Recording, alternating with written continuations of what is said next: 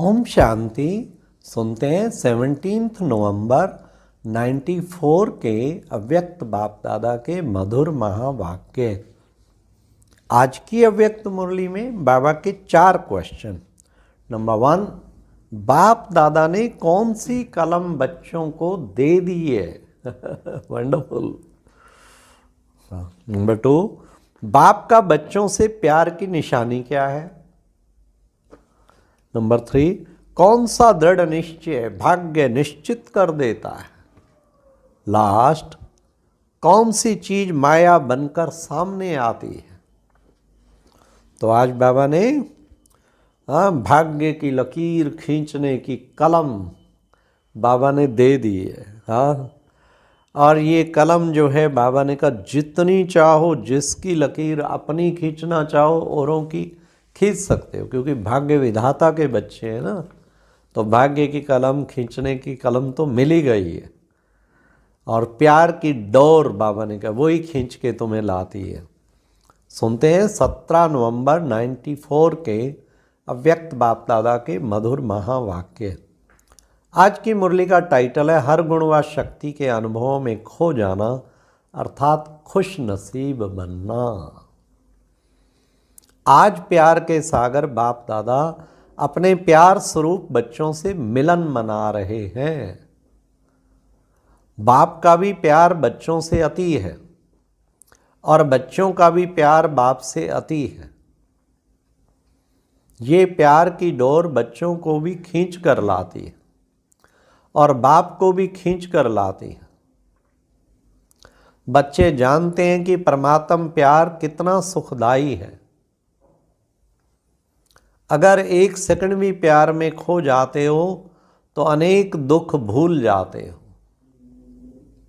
सुख के झूले में झूलने लगते हो। ऐसा अनुभव है ना। बाप दादा देख रहे हैं कि दुनिया के हिसाब से आत्माएं कितनी साधारण है, लेकिन भाग्य कितना श्रेष्ठ है। जो सारे कल्प में चाहे कोई धर्म आत्मा हो, महान आत्मा हो, लेकिन ऐसा श्रेष्ठ भाग्य ना तो किसी को प्राप्त है ना हो सकता है। तो अति साधारण और अति श्रेष्ठ भाग्यवान बाप दादा को साधारण आत्माएं ही पसंद हैं। क्यों? बाप स्वयं भी साधारण तन में आते हैं। कोई राजा के तन में व रानी के तन में नहीं आते, कोई धर्मात्मा महात्मा के तन में नहीं आते। साधारण तन में स्वयं भी आते हैं और बच्चे भी साधारण ही आते हैं। आज का करोड़पति भी साधारण है। साधारण बच्चों में भावना है और बाप को भावना चाहिए। भान नहीं, भान वाले नहीं चाहिए, भावना वाले। जितना बड़ा होगा उतना भावना नहीं होगी, लेकिन भान होगा।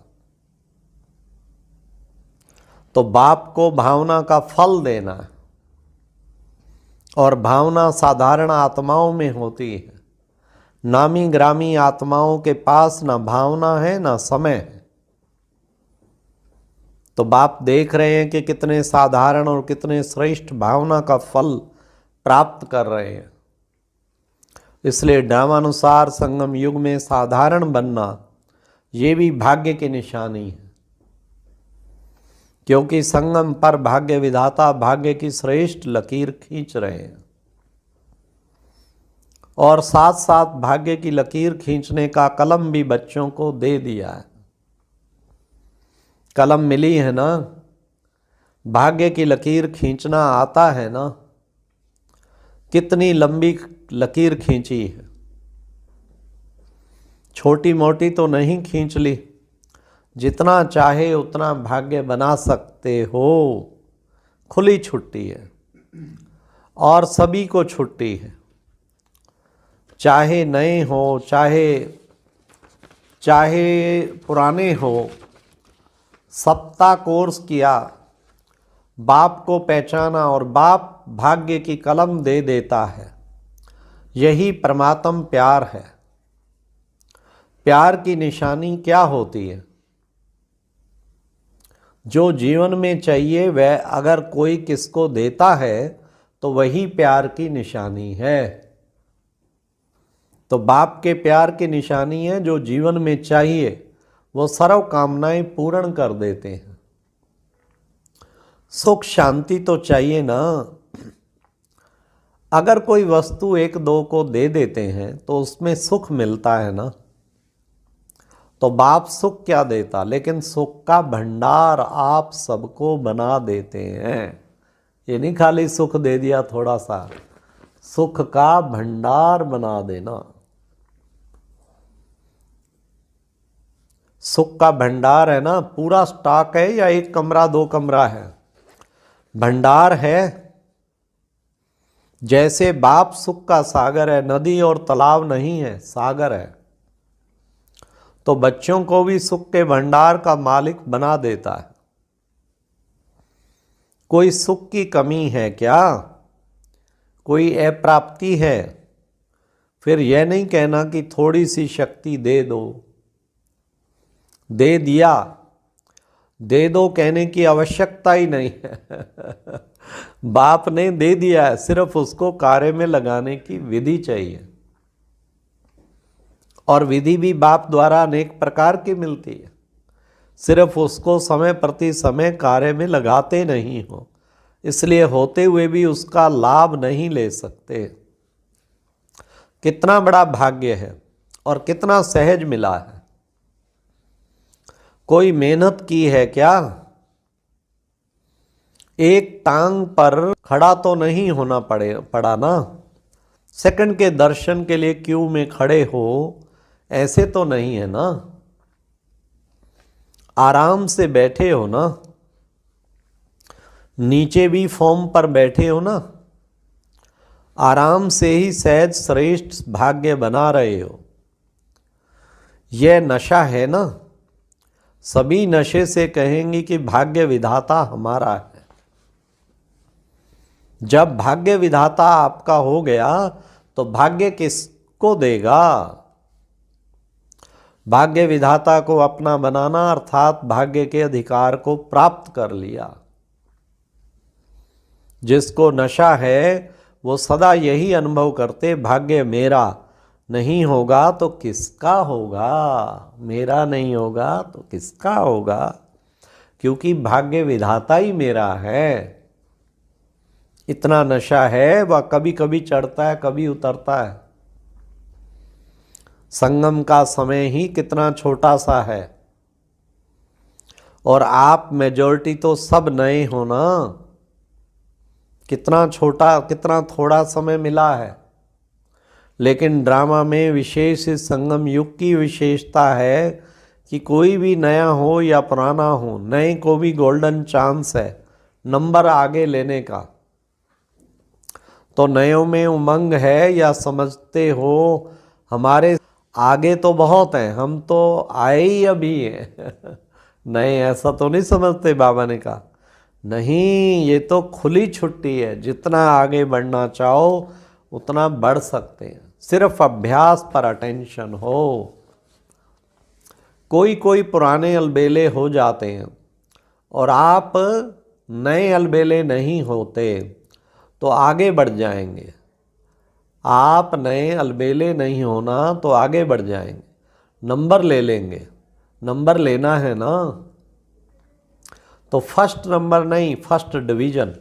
फर्स्ट डिवीज़न तो ब्रह्मा बाप, फर्स्ट नंबर तो ब्रह्मा बाप निश्चित हो गए ना। फर्स्ट डिवीज़न में जितने चाहें उतने आ सकते हैं। तो सभी किस डिवीज़न में आएंगे? सभी फर्स्ट में आएंगे तो सेकंड में कौन आएगा? माताएं किस में आएंगी? फर्स्ट में आएंगी। बहुत अच्छा, आना ही है ये दृढ़ निश्चय भाग्य को निश्चित कर देता है। पता नहीं आएंगे या नहीं आएंगे, पता नहीं, आगे चलकर कोई माया आ जाए। माया बड़ी चतुर है। ऐसे व्यर्थ संकल्प कभी भी नहीं करना। जब सर्वशक्तिवान साथ है तो माया उसके आगे पेपर टाइगर है। इसलिए घबराना नहीं, पता नहीं का संकल्प कभी नहीं करना। मास्टर नॉलेजफुल बन हर कर्म करते चलो। साथ का अनुभव सदा ही सहज और सेफ रखता है। साथ भूल जाते हो तो मुश्किल हो जाता है। लेकिन सभी का वायदा है क्या कि साथ रहेंगे, साथ चलेंगे। यही वायदा है ना कि अकेले रहेंगे, अकेले जाएंगे। तो साथ पुरुष बन रथ द्वारा कराना, इसको कहा जाता है पुरुषार्थ। पुरुषार्थ चल रहा है नहीं, लेकिन पुरुषार्थी सदा उड़ रहा है। वाह! यथार्थ पुरुषार्थी इसको कहा जाता है। पुरुषार्थ का अर्थ यह नहीं है कि एक बारी की गलती बार बार करते रहो और पुरुषार्थ को अपना सहारा बनाओ। यथार्थ पुरुषार्थी हो, स्वभाव भी स्वाभाविक हो, अति सहज। अभी मेहनत को किनारे करो। आजकल के आधारों का सहारा जिसको किनारा बनाकर रखा है, वे अल्पकाल के सहारे के किनारे अभी छोड़ दो। जब तक वे किनारे हैं तो सदा बाप का सहारा अनुभव नहीं हो सकता। और बाप का सहारा नहीं है, इसलिए हद के किनारों को सहारा बनाते हैं। चाहे अपने स्वभाव संस्कार को, चाहे परिस्थितियों को जो किनारा बनाए हैं, ये सब अल्पकाल के दिखावा मात्र धोखे वाले हैं। धोखे में नहीं रह जाओ। बाप का सहारा छत्र छाया है। अल्पकाल की बातें धोखेबाज हैं। माया की बहुत मीठी मीठी बातें सुनते रहते हैं, बहुत सुन चुके हैं। जैसे द्वापर के शास्त्र बनाने वाले बातें बनाने में बहुत होशियार हैं, कितनी मीठी मीठी बातें बना दी हैं। तो बातें नहीं बनाओ, बातें बनाने में सब एक दो से होशियार। रिजल्ट दे दी बाबा ने। ना बातें बनाओ, ना बातें देखो, ना बातें करो, लेकिन क्या करो? बाप को देखो, बाप समान करो, बाप समान बनो। जब कोई बात सामने आती है तो बात बनाना सेकंड में आता है, क्योंकि माया की गति भी तीव्र है ना। ऐसे सुंदर रूप की बात बना देती है जो सुनते बाप को तो हंसी आती है, लेकिन दूसरे प्रभावित हो जाते हैं। बोलते तो ठीक है, बहुत अच्छा है, बात तो ठीक है, और स्वयं को भी ठीक लगते हो, लेकिन अब सुनो लेकिन की बात बाबा की आगे की। लेकिन लग गया ना, लेकिन लग गया तो समझ लो फिर गड़बड़ है।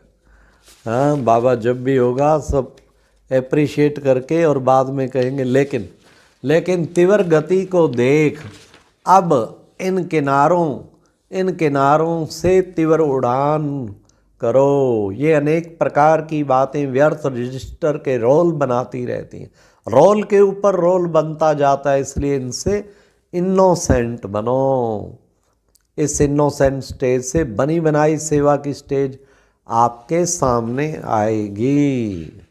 अच्छा, चारों ओर के मन की उड़ान के उड़ने वाले मधुबन निवासी अव्यक्त रूपधारी आत्माओं को और साथ साथ संकल्प के विमान द्वारा मधुबन में पहुंचने वाली श्रेष्ठ आत्माओं को और चारों ओर के सर्वश्रेष्ठ स्नेह में त्याग के भाग्य का श्रेष्ठ संकल्प करने वाली आत्माओं को, सदा एवं के संकल्प को प्रत्यक्ष जीवन में लाने वाले बाप के समीप आत्माओं को बाप दादा का याद प्यार और हरेक भिन्न भिन्न भारत के देश व विदेश के हरेक बच्चे को नाम सहित विशेषता संपन्न याद प्यार और नमस्ते। और अब यह एक बहुत अच्छी वीडियो भी जरूर देखें।